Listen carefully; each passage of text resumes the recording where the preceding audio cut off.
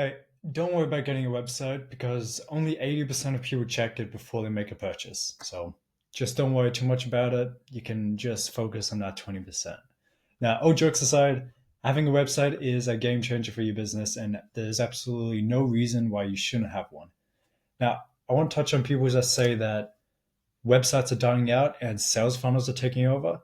That's partially true, but I want to take a look at this example. So, Alex Hormozi, most of you know him. This just looks like a traditional website. Technically, it is a website, but it acts as a sales funnel. So I'll show you. He has his free offers. He has, the courses, the books, the content, etc. That is top of funnel. And then the main action that he wants people to take is to actually opt into his workshops. So when you click to opt in, this is what it looks like. This is what people imagine a sales funnel to look like, but it's technically not a sales funnel. This is just a landing page. What a sales funnel is something that grabs awareness. So this is top of funnel. This is his content, his free lead magnets, his books, etc. Interest is to get those opt-ins, to get the emails, to get them to make a micro engagement, to say yes to something small.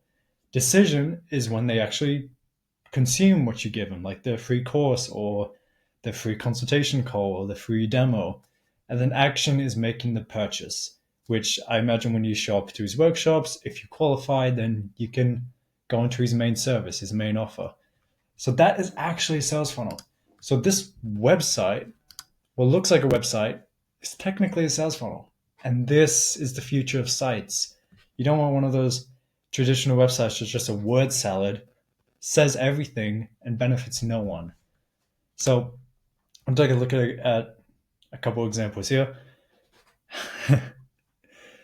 Your website is like your storefront. If it looks like this, traditional, outdated, if it looks like a dinosaur and irrelevance, then yeah, there's an issue. You want it to look more like this. Like people like clean. Like these are the real estate firms that you might see in the corner of the street. If you notice, they're always laid out beautifully.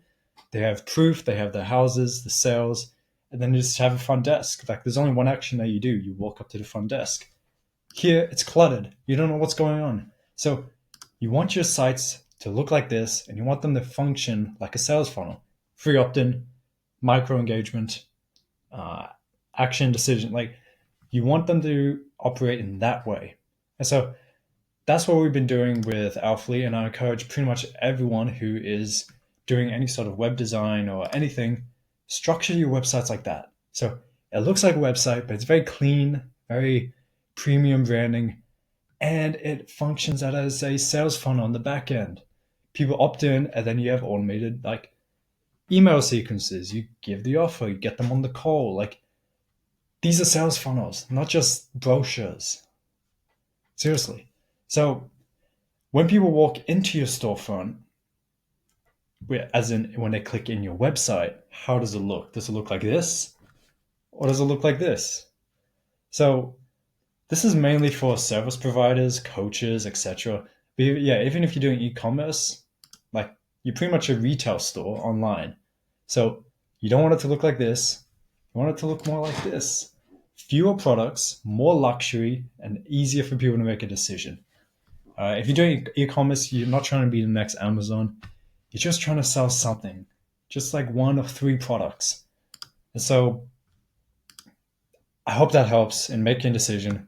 Get your website done, and you will never regret it.